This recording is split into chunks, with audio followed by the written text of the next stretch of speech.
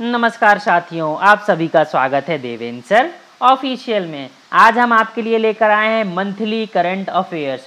जी हाँ, आपको पता है कि हम हर महीने मंथली करंट अफेयर के 2 वीडियो आपके लिए लेकर आते हैं, जिसमें हम पार्ट 1 में 1 से लेकर 15 अगस्त तक के करंट अफेयर को कवर करते हैं और दूसरे में हम 16 से लेकर 30 या 31 तारीख तक के करंट अफेयर को कवर करते हैं।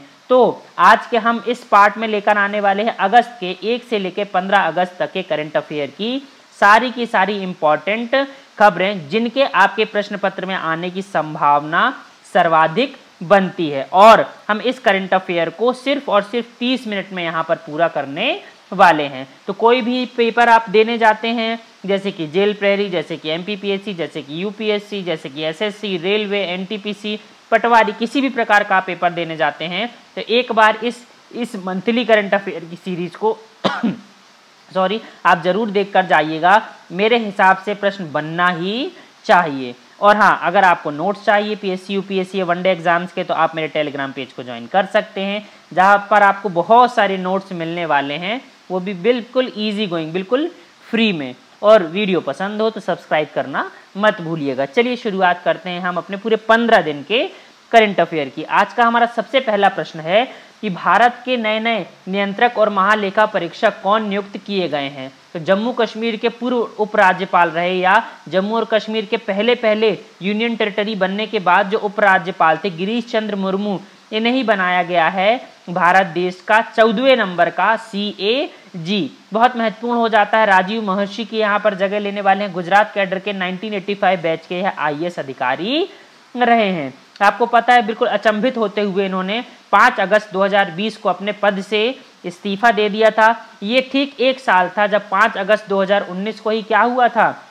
जम्मू कश्मीर में यूटी या केंद्र शासित प्रदेश यहाँ पर इसका निर्माण हुआ था। तो अब यहाँ पर अचंभित करते हुए ऐसा इन्होंने कदम उठाया था। लोग असमंजस की स्थिति में थे, लेकिन CAG का बनना इनका लगभग इसी समय पर तय हो चुका था। तो ये है हमारे नए नए CAG। कौन भाई? गिरीश चंद्र मुर्मू महोदय। और इनकी जगह पर मनोज सिन्हा को, जो भारतीय जनता पार्टी के सांसद रहे हैं और पिछली सरकारों में रेल राज्य मंत्री भी रह चुके हैं, इन्हें बनाया गया जम्मू कश्मीर का नया उपराज्यपाल। तो दोनों यहाँ पर बहुत महत्वपूर्ण हो जाता है। 370 खत्म होने के बाद यहाँ पर दूसरे नंबर के उपराज्यपाल बनने वाले हैं कौन भाई? मनोज सिन्हा महोदय। और इनका आप जवाब या इनका नाम आप मुझे बताएंगे, क्योंकि मैं कई बार करंट अफेयर में बता चुका हूं।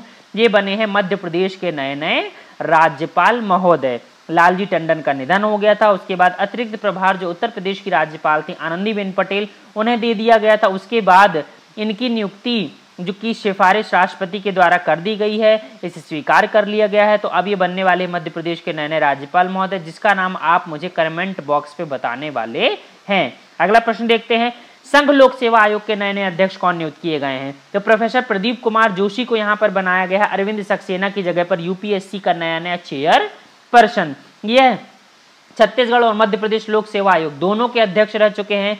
साथ ही साथ 2015 से यूपीएससी में सदस्य के तौर पर क्या है भाई, शामिल हुए थे। आज इन्हें इसका क्या बना दिया गया है, चेयरपर्सन बना दिया गया है। यूपीएससी संघ लोक सेवा आयोग, इसकी स्थापना हुई थी 1 अक्टूबर सन 1926 को। इसका जो हेडक्वार्टर है वो नई दिल्ली में पड़ता है। आप देख सकते हैं नए नए चेयरपर्सन महोदय को।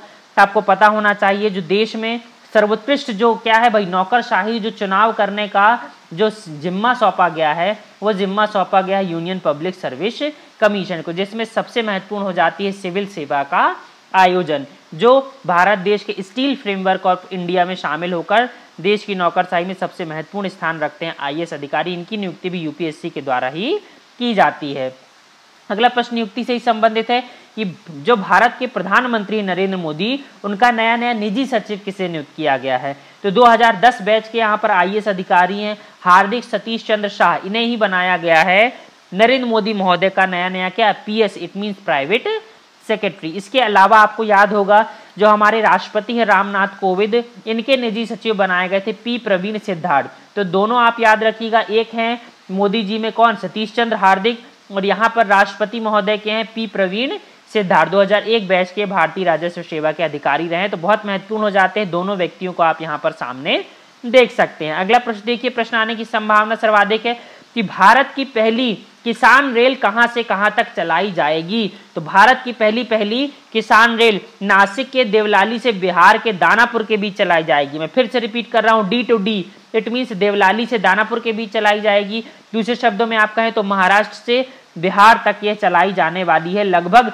1500 किलोमीटर की दूरी सिर्फ यहाँ पर 31 घंटे में तय कर लेगी ये किसान रेल।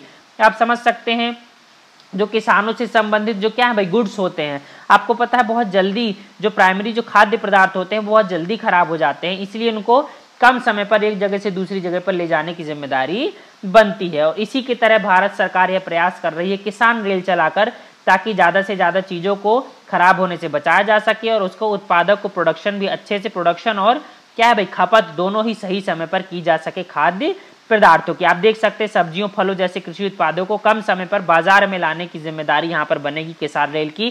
साथ ही साथ 2022 तक किसानों की आय को दोगुना करना, इस लक्ष्य की भी प्राप्ति को यहाँ पर सामने रखा गया। देश की पहली किसान रेल अति महत्वपूर्ण है, भूलिएगा मत, मैं फिर से रिपीट कर रहा हूँ, देवलाली से दानापुर। अगला प्रश्न आपको याद होगा कुछ दिन पहले मैंने आपको बताया था ओवरहेड इक्विपमेंट OHE क्षेत्र में उच्च पैनोग्राफ वाले क्या डबल स्टैक कंटेनर ट्रेन चलाने वाला पहला रेलवे कौन बना था। दिया मैं कहूं दुनिया का पहला रेलवे कौन बना था, तो यहाँ पर वेस्टर्न रेलवे जो भारतीय रेलवे का ही एक भाग है, इसी ने दुनिया में अपने तरह का पहली बार क्या वर्ल्ड रिकॉर्ड कायम किया है, जिससे भूलिएगा मत स्टेशनों का नाम, जिसे पालनपुर से बोटाद स्टेशन के बीच में चलाया जाएगा। मैं फिर रिपीट कर रहा हूं, विद्युतीकृत यहाँ पर डबल स्टैक कंटेनर गुजरात के पालनपुर से बोटाद स्टेशन के बीच में चलाया जाएगा, जिसमें OHE की लंबाई 7.57 मीटर रहने। OHE आप समझते हैं जो तार लगा होता है जिससे इंजन को क्या करंट मिलता है, उसे ही कहा जाता है ओवरहेड इक्विपमेंट। आप देख सकते हैं एक ही कंटेनर में दूसरा कंटेनर भी यहाँ पर रख दिया गया, तो यही डबल स्टैक कंटेनर पहली बार ऐसा प्रयास किया जा रहा है।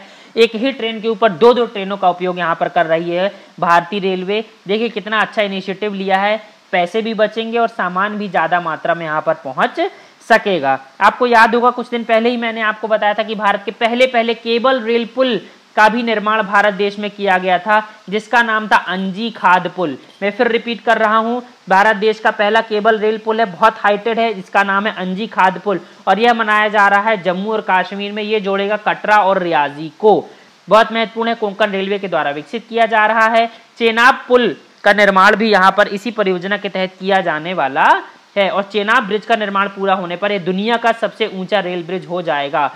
बहुत महत्वपूर्ण है, इसीलिए मैंने आपको बता दिया। देखिए दुनिया से संबंधित अगर कोई भी फैक्ट आता है तो प्रश्न यहाँ पे पूछे जाने की संभावना सर्वाधिक बनती है। आप देख सकते हैं यहाँ पर जो केबल रेल पुल में जो एक ही सीधा पिलर बनाया जाता है, आप उसको देख सकते हैं। आप समझ सकते हैं उस क्या है भाई, उस पुल की लंबाई है लगभग 473 मीटर और वो जो एक क्या है भाई एक एकल खंभा बनाया जाएगा, इसकी ऊंचाई 331 मीटर, जी हाँ लगभग 1000 फुट के आसपास है। आप समझ सकते हैं 1000 फुट की केबल को आप देखिए ऐसा प्रोजेक्शन बनाया गया है सिंगल, और उसी केबल से इसी खंभे से क्या है बाकी की केबल को यहाँ पर बांध दिया जाएगा। तो भारत देश का पहला केबल रेल पुल होगा, बहुत महत्वपूर्ण हो जाता है। आपको याद होगा भारतीय रेलवे ने अपने आप को ग्रीन रेलवे में बदलने का लक्ष्य रखा है वर्ष 2030 तक। ऐसे प्रश्न बहुत बार पूछे जाते हैं, इसलिए मैंने इसे यहाँ पर सामने आपके रख दिया। बहुत सारे उद्देश्य हैं, आप सामने फोटो देख सकते हैं। अगला प्रश्न देखिए, भारतीय रिजर्व बैंक की वित्त वर्ष 2020 और 21 की मौद्रिक नीति समिति it means monetary policy committee की दूसरी बैठक में रेपो रेट और रिजर्व रेपो रेट कितनी रखी गई है। तो रेपो रेट रखी गई है वही पुरानी 4% और रिजर्व रेपो रेट रखी गई 3.35%।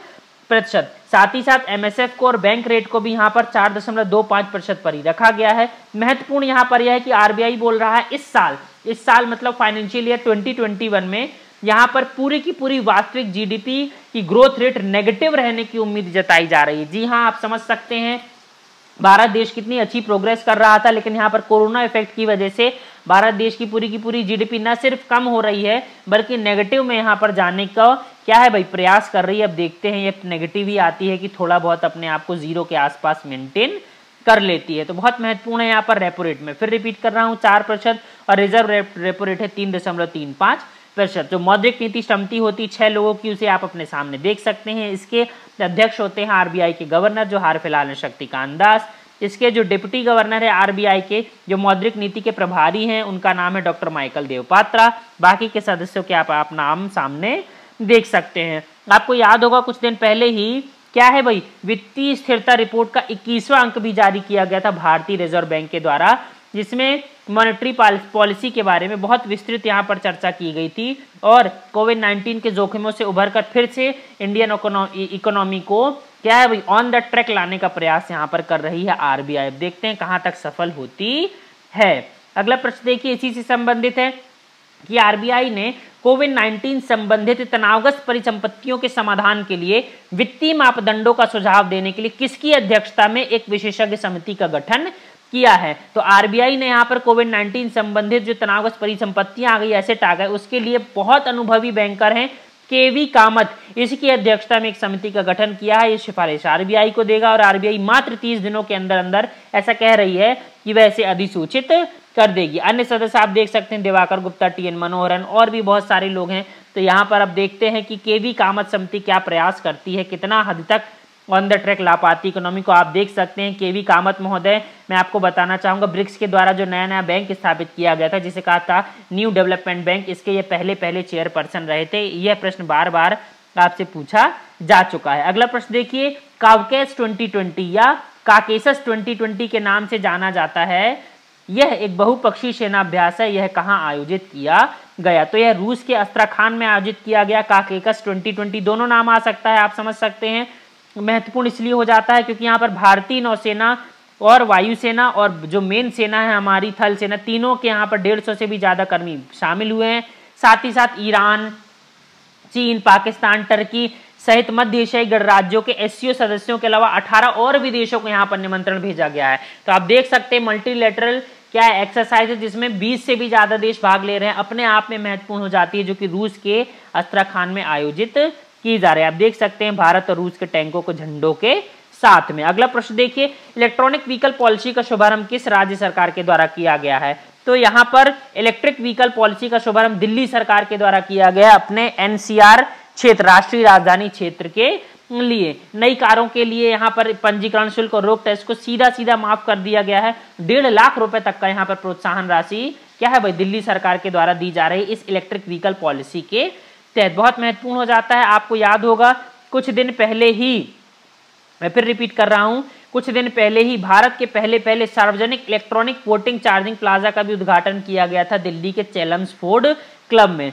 तो महत्वपूर्ण हो जाता है, आपको पता है क्योंकि भारत सरकार बहुत लंबी प्लानिंग के तहत यह सोच रही है कि पूरी तरह से भारतीय जो क्या है भाई ये जो प्रदूषण होता है कारों से, ट्रकों से, इनको पूरी तरह से हटा लिया जाए और बिल्कुल ई व्हीकल ही भारतीय रोडों में चलाए जाएं। बहुत बड़ी यहाँ पर महत्वाकांक्षी परियोजना है भारत सरकार की, इसी के तहत ये सब किया जा रहा है। आगे भी ये सब इलेक्ट्रॉनिक चार्जिंग प्लाजा खोलेंगे, इसलिए पहला तो पूछे जाने की संभावना आपसे बनती ही है दिल्ली में चेल्मसफोर्ड क्लब में। अगला प्रश्न देखिए, मार्च 2020 परसिवरेंस रोवर मिशन किसके द्वारा लॉन्च किया गया है। तो NASA, national aeronautics and space administration के द्वारा अपना ULA एटलस 5 रॉकेट के द्वारा इसका प्रक्षेपण किया गया है। किसका भाई, परसिवरेंस रोवर मिशन का। बहुत महत्वपूर्ण हो जाता है। क्यों महत्वपूर्ण हो जाता है आप यहाँ पर देखिए। एक तो देखिए एक न्यू लैंडिंग टेक्निक का यहाँ पर उपयोग किया जा रहा है नासा के द्वारा। दूसरी बात यह है कि जो परसिवरेंस रोवर जा रहा है ये कुछ मिट्टी भी कलेक्ट करके उसके सैंपल लेने वाला है। तीसरी बात जो सबसे महत्वपूर्ण है, जो आपको राइट साइड में टॉप में दिख रही है, वो है इसका हेलीकॉप्टर। देखिए मैंने जूम कर दिया है, इंजीन्यूटी हेलीकॉप्टर। जी हाँ, आपको ये ड्रोन की तरह दिख रहा है, लेकिन यह मानव जाति का धरती के बाहर पहला ऐसा प्रयास है जो क्या है, जो किसी वस्तु को उड़ाने की कोशिश कर रहा है। आप समझ सकते हैं धरती के बाहर किसी चीज को उड़ाना आज तक ऐसा मुमकिन नहीं हो पाया है, हम पहली बार ऐसा करेंगे। अब देखते हैं सफल हो पाता है कि। आप समझ सकते हैं अलग से ग्रेविटी होती है किसी भी ग्रह में, अलग क्या है प्रेशर क्रिएट होता है, अलग से वहाँ के सिद्धांत होते हैं, अलग से प्रिंसिपल्स, बाकी चीज़ों को मेंटेन करना पड़ता है। देखते हैं ये इंजीन्यूटी रोवर वहाँ तक पहुँचता है कि नहीं। और मैं आपको बता चुका हूँ कि ये जो इंजीन्यूटी हेलीकॉप्टर है, यह जो नाम है इसका इंजीन्यूटी, है एक भारतीय छात्रा के द्वारा दिया गया था, जिसे आप कमेंट बॉक्स में मुझे बताएंगे। तो बिल्कुल भी मत भूलिएगा, मैं इसे पहले भी क्वेश्चंस में कवर कर चुका हूं डेली करंट अफेयर की सीरीज में। बहुत महत्वपूर्ण प्रश्न है यह नाम हेलीकॉप्टर का इंजीन्यूटी, जो भारतीय छात्रा के द्वारा दिया गया है। आप देख सकते हैं कितनी खूबसूरती के साथ में परसिवरेंस रोवर यहाँ पर नासा के द्वारा प्रक्षेपित किया गया था। इसके अलावा आपको याद होगा कि स्वतंत्र रूप से पहले मंगल मिशन तियानवे-1 का सफल परीक्षण चीन के द्वारा यहाँ पर किया गया था। कहां से किया गया था, हैनान प्रांत से किया गया था। उसके जो सबसे हैवी रॉकेट है उसके पास मार्स 5, इट मीन चाइना के पास, उसी के द्वारा 5 टन वजनी अंतरिक्ष यान का यहाँ पर प्रक्षेपण किया गया था। महत्वपूर्ण क्यों हो जाता है? महत्वपूर्ण इसलिए हो जाता है क्योंकि एक ही यान में इस Tianwen-1 में ही ऑर्बिटर, लैंडर, रोवर तीनों को एक साथ यहाँ पे चाइना ने भेज दिया है। मैं आपको बताना चाहूंगा कि ऑर्बिटर और देखिए भाई, ऑर्बिटर या लैंडर और रोवर होता क्या है, ये सब अलग अलग भेजे जाते हैं। या तो ऑर्बिटर ही भेजा जाता है या तो लैंडर और रोवर ही भेजा जाता है, लेकिन यहाँ पर एक ही बार में चाइना ने तीनों चीजें भेज दी हैं। अगर ये सफल होता है तो विश्व में ऐसा पहली बार होगा कि एक ही बार में लैंडर, रोवर और ऑर्बिटर किसी एक देश ने भेजा और वो क्या हो गया, सक्सेसफुल हो गया। इसीलिए सबसे ज्यादा महत्वपूर्ण है यह Tianwen-1 मिशन। इसका अर्थ होता है क्वेश्चंस टू हेवन, अर्थात स्वर्ग से सवाल। आपको याद होगा 2011 में जो चीन है वो रूस की सहायता से प्रयास कर चुका है अपने एक डेस्टिन ऑर्बिटर को पहुंचाने का, जिसमें वह असफल हो गया था और चौथा देश नहीं बन पाया था। चौथे देश फिर बाद में कौन बन गए मंगल पे पहुंचने वाले? भारत देश। आपको याद होगा कुछ दिन पहले ही अरब जगत या किसी मुस्लिम बहुल देश का पहला मानव रहित मंगल मिशन यहाँ पर लॉन्च किया गया था, जिसका नाम था होप, जिसे अरेबिक में अल अमाल भी कहा जाता है। और इसे प्रक्षेपित किया था संयुक्त अरब अमीरात UAE के द्वारा, जिसका नाम रखा था एमिरेट्स मार्स मिशन, जिससे जापान के HIIA रॉकेट के द्वारा यहाँ पर प्रक्षेपित किया गया था। बहुत महत्वपूर्ण है UAE का ये पहला क्या है, विदेशी निवेश भी आकर्षित करने वाला सेक्टर बन गया है। आप देख सकते हैं किस प्रकार से होप जो सैटेलाइट है यहाँ पर इसका क्या है भाई निर्माण किया गया है। आप इसकी जो पूरी की पूरी जो फीचर्स हैं जहाँ से प्रश्न बन सकते हैं आप उसे देख सकते हैं। UAE के जो राष्ट्रपति हैं शेख खलीफा बिन जायद अल नाहयान, आपको ये भी जानना चाहिए। UAE की राजधानी अबू धाबी, मुद्रा है दिरहम। तो बहुत महत्वपूर्ण हो जाता है। आप होप का जो क्या है भाई लोगो जारी किया गया आप उसे देख सकते हैं। UAE का आप मैप सामने देख सकते हैं। सबसे महत्वपूर्ण था चौथे नंबर पर पहुंचने वाला देश Mangalyaan MOM Mars orbiter mission, Bharat देश का, जिसे मात्र 450 करोड़ रुपए में सफलतापूर्वक पहली ही बार में लॉन्च कर दिया गया था और इसी खुशी में बाद में 2000 के नोट में भी इसे जगह दी गई है। यह प्रश्न भी कई बार पूछा जा चुका है। इसके अलावा आपको याद होगा दक्षिण कोरिया का पहला मिलिट्री सैटेलाइट जिसे NSS-2 नाम दिया गया था, यह भी लॉन्च किया गया था। अमेरिका की एक प्राइवेट कंपनी SpaceX इसके द्वारा इसका लॉन्च किया गया था। फॉल्कन 9 रॉकेट से इसे क्या है भाई जियो स्टेशनरी ऑर्बिट में स्थापित किया गया था। इतनी 36,000 किलोमीटर की ऊंचाई पर स्थापित किया गया था। कम्युनिकेशन सैटेलाइट इसी ऊंचाई पर स्थापित किए जाते हैं, जिन्हें सिर्फ 3 सैटेलाइट से पूरी दुनिया को कवर किया जा सकता है। मिलिट्री कम्युनिकेशन सैटेलाइट स्थापित करने वाला कौन भाई? दक्षिण कोरिया 10वां देश यहाँ पर बनकर उभरा है। आप देख सकते हैं NSS-2 के बारे में, दक्षिण कोरिया के बारे में और SpaceX जो एलन मस्क की कंपनी 2002 में स्थापित की गई थी, इसके बारे में आप सामने देख सकते हैं। अगला प्रश्न देखिए, बहुत महत्वपूर्ण प्रश्न बनना ही चाहिए मेरे हिसाब से। एक होलोग्राम रॉकेट इंजन बनाने की क्षमता रखने वाली भारत देश की पहली निजी फर्म कंपनी कौन सी बन गई है? तो यहाँ पर एक स्टार्टअप कंपनी है स्काईरूट एरोस्पेस, ये बन गई है भारत देश में पहली निजी सेक्टर की कंपनी, जिसमें क्या है भाई जिसने स्पेस सेक्टर में इतना बेहतरीन काम एक इंजन बनाकर यहाँ पर सामने रख दिया है। और इस इंजन का नाम भारतीय जो नोबेल पुरस्कार विजेता वैज्ञानिक रहे हैं डॉक्टर CV रमन, इन्हीं की खुशी पर रमन रखा गया है। तो देखिए इंजन का नाम है रमन, पहली निजी फर्म बनी है। कौन सी? एरो स्पेस या आप समझ सकते हैं यहाँ पर कौन सी? Skyroot arrow space. आप देख सकते हैं इसके बारे में थोड़ा सा डिटेल मैंने यहाँ पर सामने लिख दिया। आपको याद होगा 6 माह पहले ही सरकार ने क्या किया था, इट मीन्स जून के आसपास में, जून जुलाई के आसपास में प्राइवेट सेक्टर के लिए भी इसे क्या कर दिया था, स्पेस को खोल दिया था। उसी के तहत ये स्काईरूट एरोस्पेस का प्रयास है, सफल रहा, बहुत महत्वपूर्ण है। अगला प्रश्न देखिए, दुनिया के पहले कंप्यूटर माउस के सह आविष्कार कौन थे जिनका हाल ही में निधन हो गया है? तो विलियम किर्क इंग्लिश यहाँ पर क्या है भाई खत्म हो गए हैं। अमेरिकी कंप्यूटर वैज्ञानिक थे या इंजीनियर थे। इन्होंने अभी तक का सबसे बेस्ट माउस यहाँ पर सामने रखा था। बाद में यही माउस आपका आप समझ सकते हैं जो आपके पास आज के समय पे माउस है उसमें परिणित हुआ। बाद में जो आपके लैपटॉप में आप समझ सकते हैं जो आपका छोटा सा पैड रहता है उसमें परिवर्तित हुआ। कुल मिला के इन्हीं की देन थी कंप्यूटर का माउस। अगला प्रश्न देखिए, एक व्यक्ति और मर गए हैं। राज्यसभा सांसद अमर सिंह का निधन हो गया। वे मुख्यतः किस राजनीतिक दल से संबंधित थे सबसे ज्यादा समय तक? तो समाजवादी पार्टी के महासचिव के रूप में इन्होंने कार्य किया था। बहुत प्रखर वक्ता थे, बहुत ही क्या है भाई जो जोड़ तोड़ की राजनीति थी, इसमें दलाल के रूप में इन्हें जो विपक्षी लोग हैं वो इन्हें कहा करते थे। लेकिन मुझे ऐसा लगता है कि काफी क्या है ऐसे लोग बहुत कम राजनीति में देखने को मिलते हैं जिन्हें पद का लालच कम रहा है। हालांकि भारत देश में परंपरा बहुत समय से चली आ रही है, ऐसे लोग जिन्होंने पद के लालच में पड़े नहीं है, लेकिन राजनीति में अप्रत्यक्ष तौर से बहुत गहरा प्रभाव डाला है, जिसने प्रत्यक्षतः राजनीति को प्रभावित किया है। मैं फिर से रिपीट कर रहा हूं, प्रत्यक्षतः प्रभावित किया है। जैसे कि गांधी जी ने कभी कोई पद नहीं लिया, लेकिन पूरी की पूरी भारतीय राजनीति को प्रभावित किया था।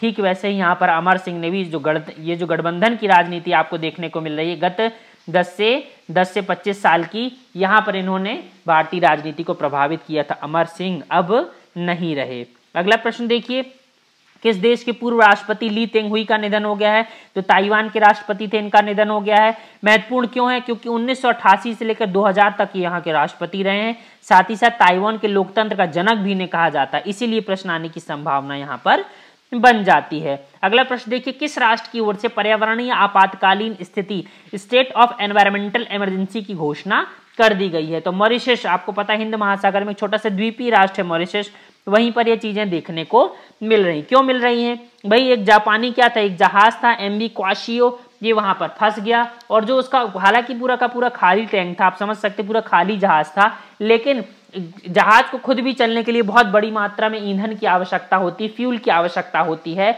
और यही फ्यूल क्या हो गया भाई, टकरा गया जहाज एक कोरल द्वीप में, और पूरा का पूरा उसका जो टैंक में रखा ऑयल है वो लीकेज होने लगा। आप समझ सकते हैं कि वहां पे कोरल आइलैंड्स है, पूरा का पूरा क्या है भाई, मॉरिशस भी कोरल द्वीप ही है। इससे ऑयल की जाने की वजह से वहां की जो पूरी की पूरी बायोडायवर्सिटी, उसमें बहुत गहरा प्रभाव पड़ा है। जीव जंतु मरने लगे हैं, पानी गंदा होने लगा, ऑक्सीजन का लेवल कम होने लगा है। इसीलिए एनवायरमेंटल इमरजेंसी घोषित कर दिया गया है। किसके द्वारा? मॉरिशस के द्वारा। मॉरिशस का आप मैप देख सकते हैं, लोकेशन देख सकते हैं, मेडागास्कर के पास थोड़ा सा नीचे आप देख सकते हैं पड़ रही है। और इन्होंने फ्रांस के भी मदद मांगी है, क्योंकि वहां पर एक द्वीप है जो फ्रांस के अधीन में है। अगला प्रश्न देखिए, भारतीय सैनिकों के सम्मान में एक स्मारक बनाने का निर्णय हाल ही में किस देश के द्वारा लिया गया है? तो बांग्लादेश सरकार यहाँ पर जो पाकिस्तान से संघर्ष के दौरान 1971 में जो भारतीय सैनिक शहीद हो गए थे, उन्हीं की याद में यहाँ पर बनाने जा रही है या एक स्मारक। तो बहुत महत्वपूर्ण हो जाता है यहाँ पर बांग्लादेश की प्रधानमंत्री शेख हसीना, राजधानी है ढाका, और मुद्रा हो जाती है टका। बहुत महत्वपूर्ण है। एक प्रश्न और बनता है इससे, यह ऐसा कौन सा देश है जिससे भारत सबसे ज्यादा अंतरराष्ट्रीय सीमा रेखा साझा करता है? तो वह है बांग्लादेश, लगभग 4200 किलोमीटर के आसपास। अगला प्रश्न देखिए, अंडमान और निकोबार द्वीप को जोड़ने वाली submarine optical fibre cable OFC की शुरुआत किसके हाथों से की गई? तो भारतीय प्रधानमंत्री नरेंद्र मोदी ने यहाँ पर क्या किया है भाई, इनॉग्रेशन किया है, जिसकी लंबाई लगभग 2500 किलोमीटर यहाँ पर बैठ रही। महत्वपूर्ण हो जाता है इसलिए क्योंकि यहाँ पर BSNL के द्वारा ये जो लाइन है वो डाली गई है। अधिकतर क्या है भाई, विदेशी कंपनियां लाइन डालती थी, लेकिन यहाँ पर किसके द्वारा? BSNL के द्वारा किया गया है। साथ ही साथ अब यहाँ पर अंडमान निकोबार में क्या high speed internet broadband connectivity हो जाएगी। आपको पता है optical fibre total internal reflection की जो क्या है भाई कॉन्सेप्ट है या थ्योरी, उसके तहत कार्य करता है। ऐसा नहीं है अब आप ये कहेंगे क्या सर वहां पर इंटरनेट ही नहीं था या बातचीत ही नहीं हो पाती थी, तो नहीं, ऐसा नहीं है भाई।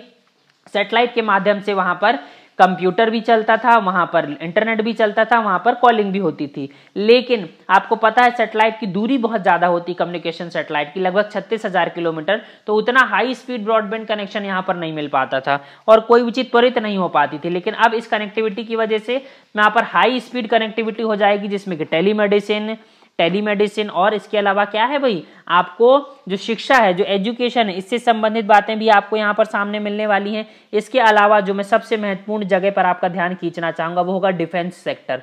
हम कोशिश कर रहे हैं कि लगभग 10,000 करोड़ रुपए खर्च करके वहां पर एक नया पोर्ट विकसित करें, जहां पर दुनिया के बड़े बड़े जहाज आकर रुकें और क्या करें भाई, आनंद उठाएं सुविधाओं का, और भारत देश को भी यहाँ से विदेशी मुद्रा प्राप्त हो। तो बहुत महत्वपूर्ण हो जाता है स्ट्रेटेजिक रूप से भी और इकोनॉमिक रूप से भी। अगला प्रश्न देखिए, कोरोना वायरस वैक्सीन पंजीकृत करने वाला पहला देश कौन सा बन गया है? तो रशिया बन गया है। यहाँ पर स्पुतनिक V या स्पुतनिक 5 नाम का यहाँ पर उन्होंने क्या है भाई, एक वैक्सीन बनाई है गोमिया के या मास्को के गोमिया इंस्टीट्यूट की क्या है भाई मदद से। बहुत महत्वपूर्ण हो जाता है। लेकिन कुछ देश यहाँ पर क्रिटिसिज्म कर रहे हैं, कह रहे हैं कि जो ह्यूमन ट्रायल का चरण होता है इसमें रशिया ने बहुत अधिक क्या है भाई अपनी सीरियसनेस नहीं दिखाई है, इसलिए कुछ जो पश्चिमी देश हैं वो इसका विरोध कर रहे हैं। अब देखते हैं यह वैक्सीन एक्चुअल में सही है कि नहीं। रूस आपको पता है राजधानी है मॉस्को, राष्ट्रपति व्लादिमीर पुतिन 2036 तक अब यहाँ पर राष्ट्रपति रहने वाले हैं। विश्व का सबसे बड़ा देश है, एशिया का और यूरोप का दोनों का आधा आधा भाग सिर्फ रशिया देश ही यहाँ पर क्या है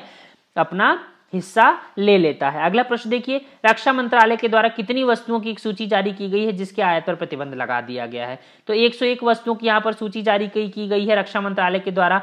आत्मनिर्भर भारत के तहत यहाँ पर यह कार्य किया जाने वाला है। महत्वपूर्ण क्यों हो जाता है? आप देख सकते हैं बड़ी बड़ी बंदूकें, तोप खाने की बंदूकें का मतलब तोप होता है, असाल्ट राइफल, कॉर्वेट, सोनार सिस्टम्स, परिवहन के वाहन, हल्के लड़ाकू विमान, जी हाँ, जैसे कि LCA, जैसे कि क्या है आपका लाइट कॉम्बैक्ट एयरक्राफ्ट, तेजस, जैसे कि छोटे छोटे हेलीकॉप्टर, जैसे कि रडार। तो बहुत सारी चीजें यहाँ पर भारत सरकार आत्मनिर्भर भारत के तहत आने वाले 5 से 7 सालों में बनाने वाली है। बहुत एक क्या है भाई, एक बिल्कुल पॉलिसी मेकिंग से संबंधित बहुत महत्वपूर्ण यहाँ पर प्रश्न बनकर उभर गया है। आप देख सकते हैं हमारे कौन है भाई, रक्षा मंत्री राजनाथ सिंह महोदय को। अगला प्रश्न देखिए, ICC के अंतरराष्ट्रीय एम्पायरों के पैनल में हाल ही में किस भारतीय को शामिल किया गया है? तो के अनंता पद्मनाभन महोदय यहाँ पर ICC के अंतरराष्ट्रीय एम्पायरों के एलिट पैनल में शामिल हो चुके हैं, केरला से आते हैं। इसके अलावा आपको याद होगा कुछ दिन पहले ही नितिन मेनन को भी एम्पायरों के एलिट पैनल में ICC के शामिल किया गया था सत्र 2020 और 21 के लिए। तो अनंता पद्मनाभन महोदय और नितिन मेनन महोदय दोनों का आप भूलिएगा मत। इसके अलावा आपको याद होगा ICC के जो चेयरपर्सन है शशांक मनोहर, इन्होंने 2 साल पहले ही अपने कार्यपद से क्या दे दिया है भाई, इस्तीफा दे दिया है। इसलिए जो उपाध्यक्ष है इमरान ख्वाजा, ये अब कुछ दिन तक क्या है कार्य संभालने वाले हैं ICC के अध्यक्ष पद का। आपको पता है जो इसके क्या है CEO है वो है मनु साहनी और इसका हेडक्वार्टर पड़ता है दुबई UAE में। तो बहुत महत्वपूर्ण हो जाता है यहाँ पर ICC। अगला प्रश्न देखिए, ट्रैफिक सिग्नल और साइनेज पर महिलाओं के प्रतीक का इस्तेमाल करने वाला भारत का पहला शहर कौन सा बन गया? बहुत महत्वपूर्ण है। तो मुंबई का दादर शहर यहाँ पर बनकर उभर गया है।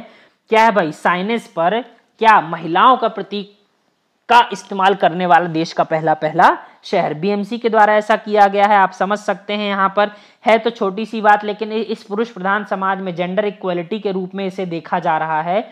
अगर आप समझ सकते हैं है तो छोटा सा मुद्दा, जैसे कि आप देखिए साइनेज में यहाँ पर पहले सिर्फ पुरुषों का सिंबल बना रहता था, लेकिन अब यहाँ पर महिला बनेगी। पहली बार है ऐसा ही ऐसा ही देश के अलग शहर या राज्य भी कर सकते हैं, इसीलिए प्रश्न आने की संभावना मेरे हिसाब से ज्यादा बनती है। अगला प्रश्न देखिए, भारतीय रिजर्व बैंक ने कितने रुपए से अधिक मूल्य के सभी चेकों के लिए पॉजिटिव पे सुविधा की शुरुआत कर दी है या घोषणा की है? तो 50,000 रुपए से अधिक मूल्य का कोई भी चेक होगा तो यहाँ पर पॉजिटिव पे सुविधा का क्या करनी पड़ेगी भाई, आपको मिल जाएगी। पॉजिटिव पे सुविधा क्या होती है? इसका तात्पर्य यह होता है कि अगर आप किसी को चेक प्रोवाइड करते हैं 50,000 रुपए से ज्यादा का, तो आपको उस चेक की जो इंफॉर्मेशन है वो अपने बैंक को भी देनी पड़ेगी। अगर आपने अपने बैंक को वो इंफॉर्मेशन नहीं दी और अगर उस व्यक्ति ने उसे विड्रॉल के लिए डाला अपने बैंक में, तो ये विड्रॉल ही नहीं होगा। इट मीन्स ये फेक चेक था।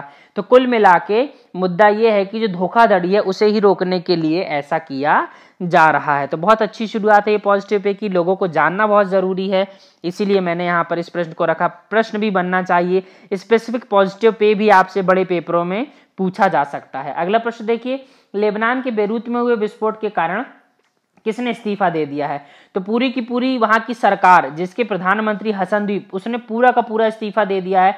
आपको पता है अमोनियम नाइट्रेट का जो भंडार रखा हुआ था कहां पर बेरूत में, वो ब्लास्ट कर गया 4 अगस्त को और 150 से भी ज्यादा लोग यहाँ पर मारे गए हैं, इसलिए उनकी पूरी सरकार को यहाँ पर इस्तीफा देना पड़ा। आप देख सकते हैं कितनी बड़ी इंटेंसिटी का यहाँ पर था क्या भाई, ब्लास्ट। आप समझ सकते हैं आप। ये आप देख सकते हैं इजराइल के ऊपर और सीरिया के बाजू में पड़ता है और ये बिल्कुल बीचों बीच है उसकी राजधानी बेरूत। अगला प्रश्न देखिए, कनेक्टिंग, कम्युनिकेटिंग एंड चेंजिंग नामक पुस्तक किसके द्वारा लिखी गई है? तो इसका अनावरण किया गया है किसके द्वारा भाई? प्रकाश जावड़ेकर के द्वारा। जो वेंकैया नायडू है हमारे उपराष्ट्रपति, उन्हीं के 3 साल पूरे होने पर यह बुक सामने रखी गई है। इसके अलावा आपको याद होगा आर ओनली होम, यह बुक लिखी है दलाई लामा ने, एक सहायक थे फ्रांज आल्ट के सहयोग से। इसके अलावा आपको याद होगा इन्होंने ही, इट मीन्स दलाई लामा के ऊपर ही हिज हॉलीनेस एंड 14 दलाई लामा भी एक बुक आई थी। इसके अलावा आपको याद होगा कि raw a history of India's convert operation शीर्षक पुस्तक आई थी, जिसे यतीश यादव के द्वारा यहाँ पर लिखा गया था।